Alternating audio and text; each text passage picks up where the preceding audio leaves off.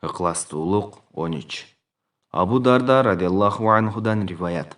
Расулуллах саллаллаху алейхи вассалам айтат: Ким түнкү тахаджуд намазын окуйм деген ниетте жатып, бирок катуу уктап калса, таң атып кетсе, анда ага ниет кылган тахаджудтун сообу жазылат. А уйкусу Алланын белеги катары саналат. Абу Дарда радиаллаху анхудан риваят.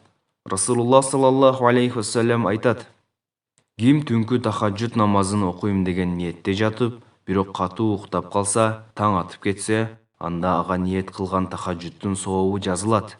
А уйкусу Алланын белеги катары саналат. Абу Дарда радиаллаху анхудан риваят. Расулуллах саллаллаху алейхи вассалам айтат: Ким түнкү тахаджуд намазын окуйм деген ниетте жатып, бирок катуу уктап калса, таң атып кетсе, анда ага ниет кылган тахаджудтун сообу жазылат. А уйкусу Алланын белеги катары саналат. Насаи